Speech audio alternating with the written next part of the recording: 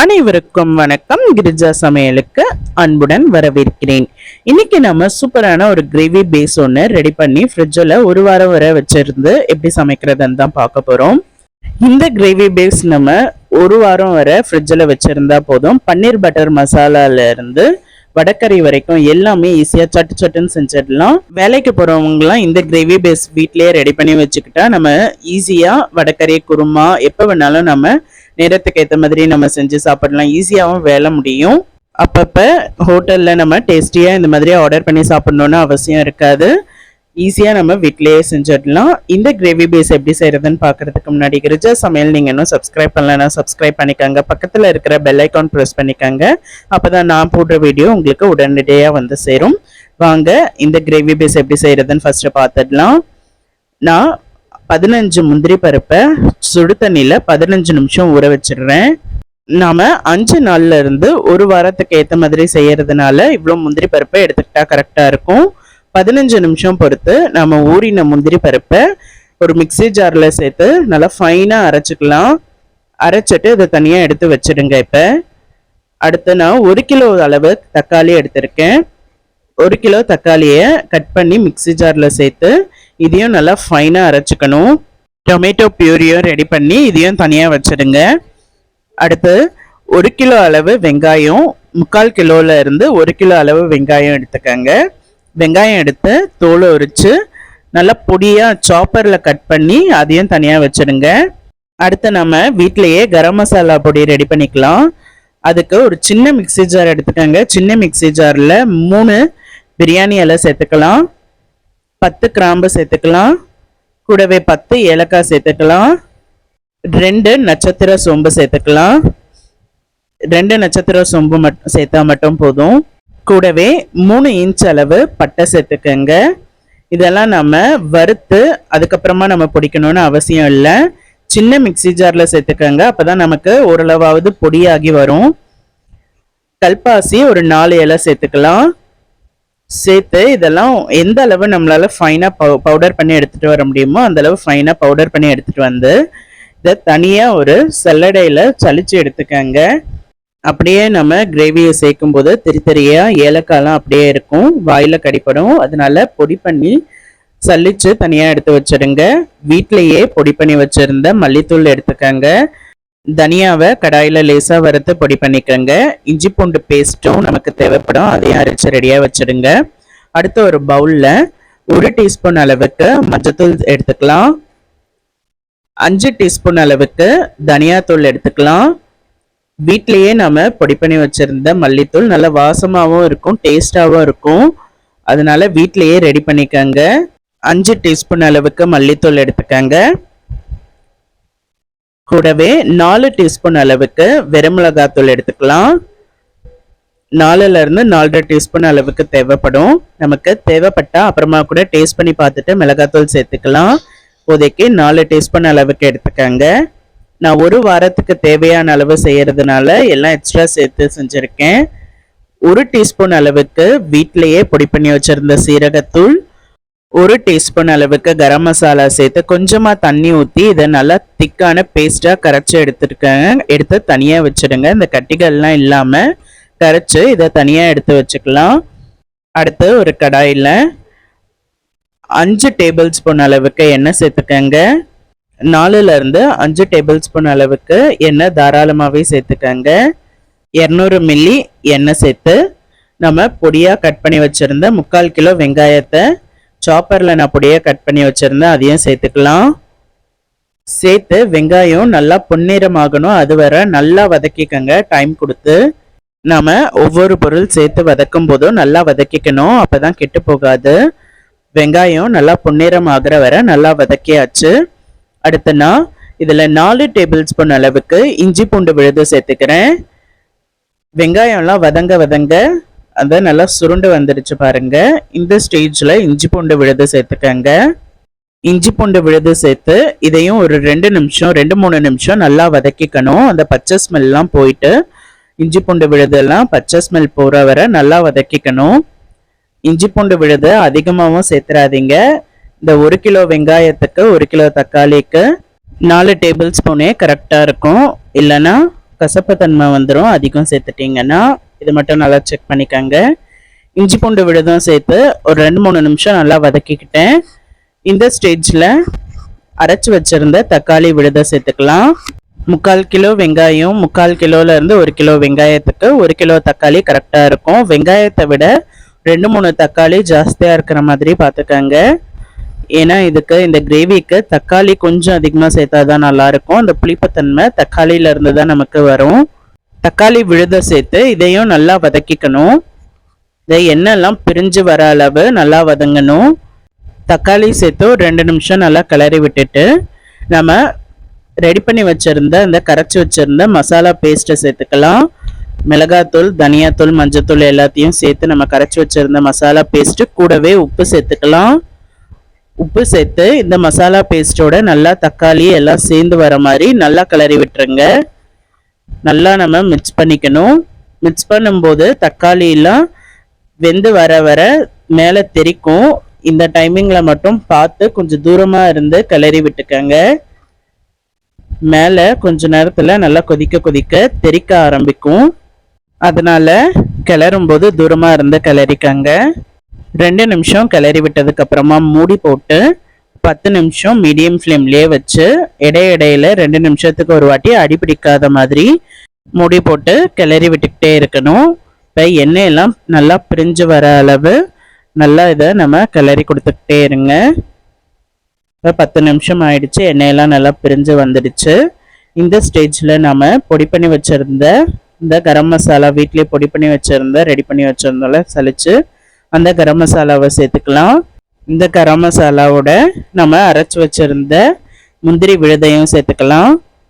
ஆரம்பத்திலேயே அரைச்சி தனியாக எடுத்து வச்சுருந்த முந்திரி விழுதையும் சேர்த்து இதையும் நல்லா மிக்ஸ் பண்ணி விட்டுருங்க. நம்ம ஆரம்பத்தில் அந்த மசாலா பேஸ்ட்டு ரெடி பண்ணும்போதே கடையில் வாங்கின கரம் மசாலா தூள் 1 டீஸ்பூன் சேர்த்துருப்போம். இப்போ நம்ம வீட்டில் அரைச்சி வச்சு பவுடர் பண்ணி வச்சுருந்த இது நல்லா வாசமாக இருக்கும். இந்த கரம் மசாலா தூள் நம்ம இப்போ சேர்த்துக்கலாம். இந்த ஸ்டேஜில் லோ ஃப்ளேம்லேயே வச்சுருங்க. முந்திரி பேஸ்டெல்லாம் சேர்த்துருக்கிறதுனால இன்னும் நல்லா அடிப்பிடிக்கிறதுக்கு வாய்ப்பு இருக்குது. அதனால் லோ ஃப்ளேம்லேயே வச்சு நல்லா கிளறிக்காங்க. கிளறி எண்ணெயெல்லாம் பிரிஞ்சு வர அளவு நல்லா நம்ம குக் பண்ணிக்கணும். அப்போ தான் அந்த முந்திரியோடைய பச்சை ஸ்மெல்லாம் போய் எண்ணெயெல்லாம் பிரிஞ்சு வந்துருச்சு பாருங்கள். இந்த டைமில் நம்ம அடுப்பை ஆஃப் பண்ணிக்கலாம். அடுப்பை ஆஃப் பண்ணிட்டு நல்லா ஆற விட்டுருங்க.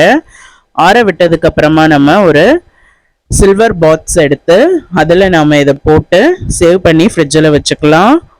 எண்ணெயெல்லாம் நல்லா ஊற்றி வதக்கி செஞ்சுருக்கோம். அதனால இது 1 வாரம் வரை கெட்டு போகாது.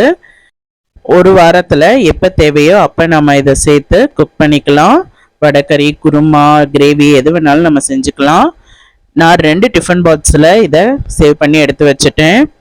ஃபஸ்ட்டு டே நான் அன்னைக்கு செஞ்சப்பவே அந்த கிரேவி செஞ்சப்பவே பன்னீர் பட்டர் மசாலா தான் ஃபஸ்ட்டு நான் செஞ்சேன்.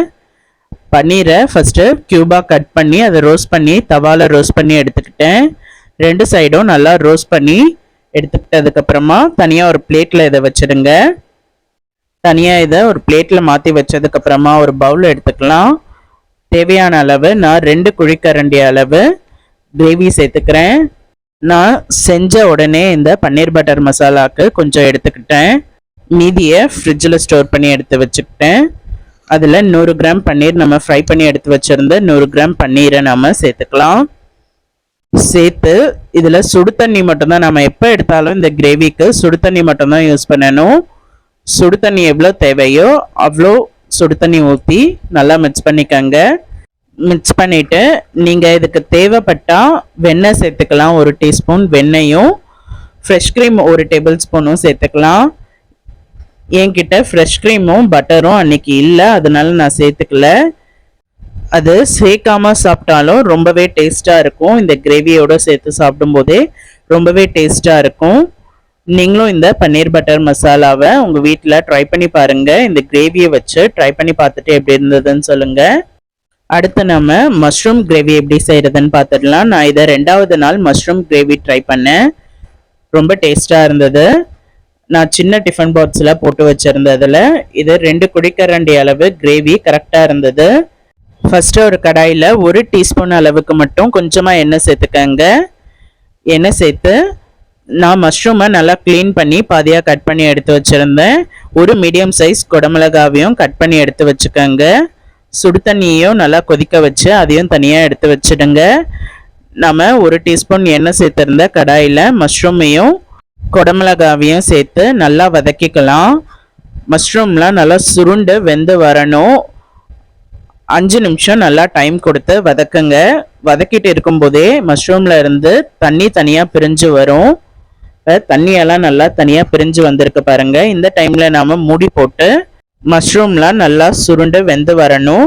அது வரை மூடி போட்டு நம்ம குக் பண்ணிக்கலாம். மூடி போட்டு இருக்கும்போதே நல்லா தண்ணியெல்லாம் மஷ்ரூம்லாம் நல்லா வெந்து வந்துடுச்சு. இந்த கலர் சேஞ்ச் ஆகி நல்லா வெந்து வந்துடுச்சு, உங்களுக்கு பார்த்தாலே தெரியும். அந்த டைம்ல நாம எடுத்து வச்சிருந்த கிரேவி சேர்த்துக்கலாம். நான் 2 குழிக்கரண்டி அளவு கிரேவி எடுத்து வச்சிருக்கேன். இதை 5லேருந்து 6 பேர் தாராளமாக சாப்பிடலாம். கிரேவின்றதுனால கொஞ்சம் கொஞ்சமாக தான் தொட்டு சாப்பிடுவோம். 2 குழிக்கரண்டியை எடுத்து நம்ம கிரேவி சேர்த்தாலே கரெக்டாக இருக்கும்.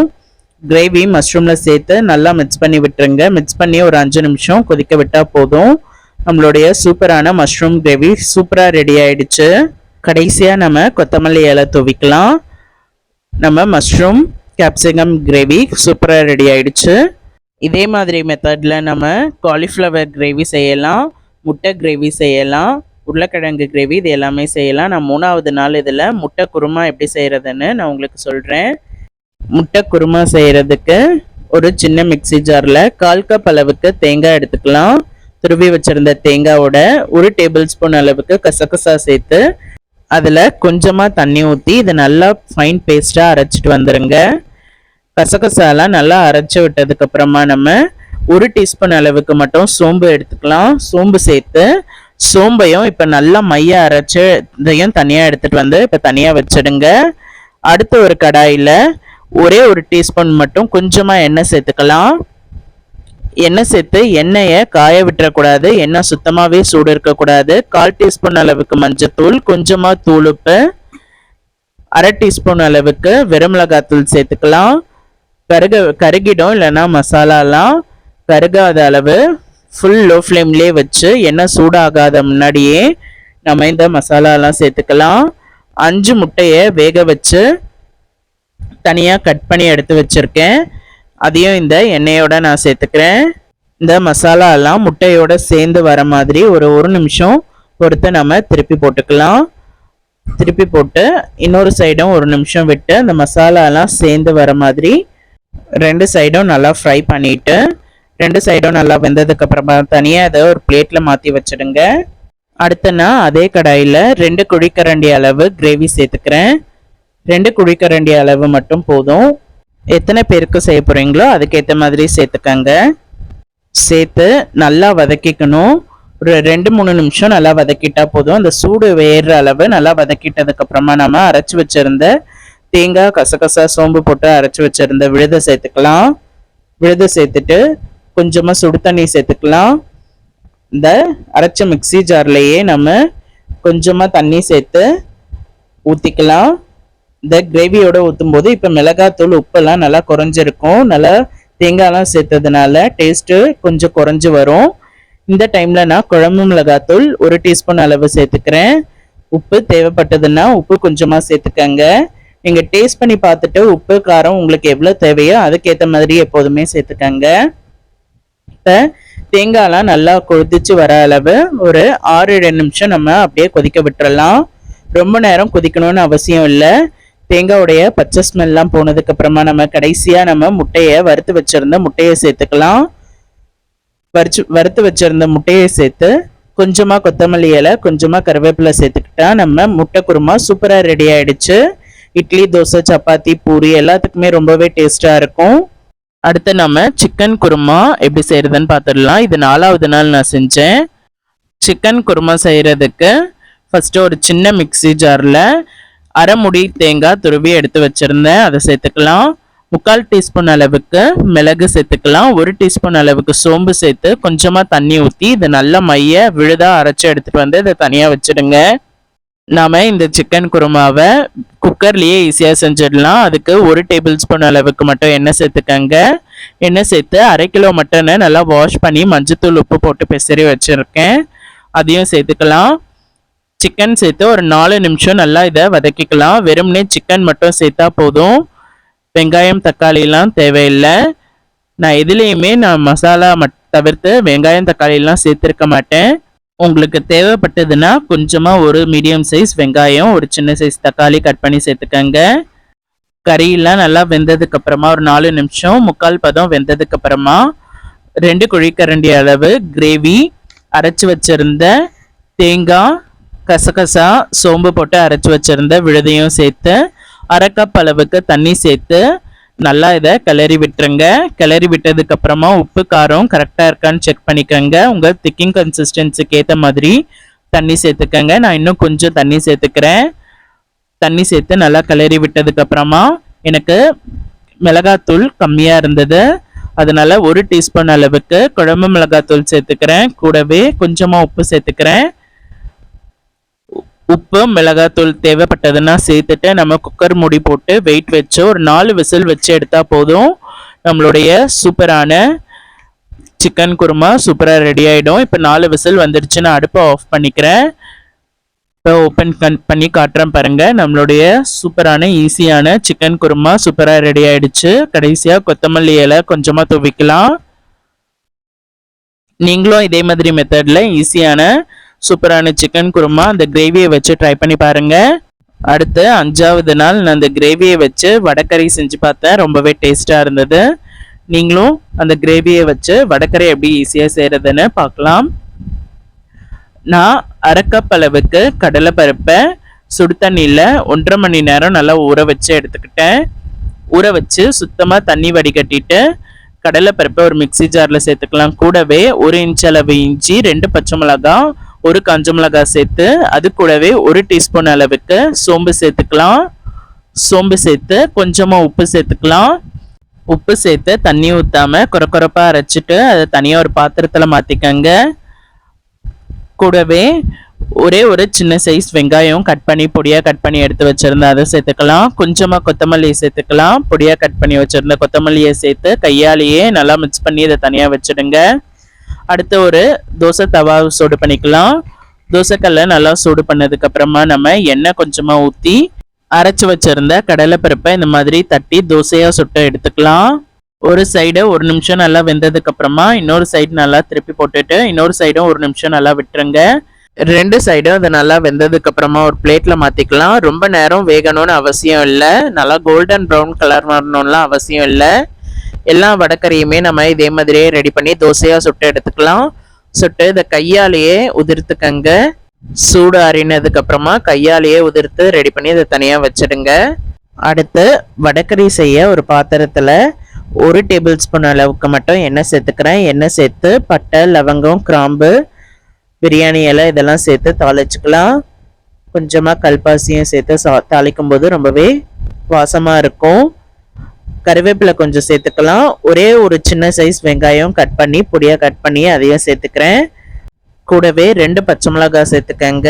இடையில கீறி வச்ச பச்சை மிளகாவையும் சேர்த்து நல்லா வதக்கிட்டதுக்கு அப்புறமா ஒரு சின்ன சைஸ் தக்காளி பொடியாக கட் பண்ணி வச்சிருக்கேன், அதையும் சேர்த்துக்கலாம். நம்ம கிரேவியில் ஏற்கனவே வெங்காயம் தக்காளிலாம் இருக்கும்.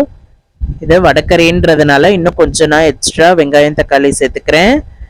இப்போ தக்காளி வதங்கிட்டு இருக்கும் போதே 1 டீஸ்பூன் அளவுக்கு வெறும் மிளகாத்தூள் சேர்த்துக்கலாம். கூடவே 1/4 டீஸ்பூன் அளவுக்கு மஞ்சத்தூள், கொஞ்சமாக பெருங்காய பொடி சேர்த்துக்கலாம்.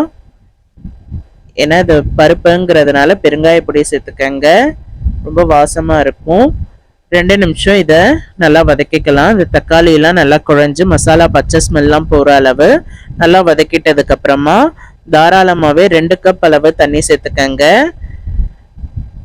தண்ணி சேர்த்து கூடவே நம்ம கிரேவியையும் இந்த டைமில் சேர்த்துக்கலாம்.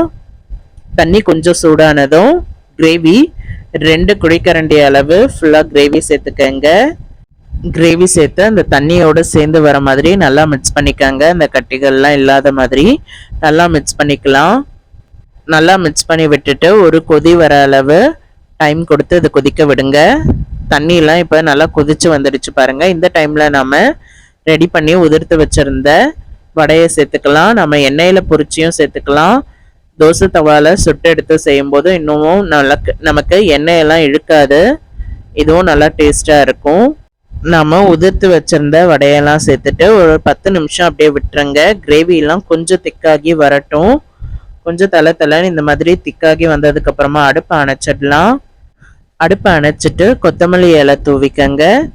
தூவிட்டு ஒரு மூடி போட்டு இன்னும் ஒரு 10 நிமிஷம் அப்படியே விட்டா நம்மளுடைய வடையில அந்த தண்ணியெல்லாம் இழுத்து நல்லா கிரேவி திக்காகி வடைக்கறி பக்குவத்துக்கு சூப்பராக ரெடி ஆகிடு வந்துடும். இட்லி தோசைக்கெல்லாம் ரொம்பவே டேஸ்ட்டாக இருக்கும். நீங்களும் இந்த வடைக்கறியை உங்கள் வீட்டில் ட்ரை பண்ணி பாருங்கள். ட்ரை பண்ணி பார்த்துட்டு எப்படி இருந்ததுன்னு சொல்லுங்கள்.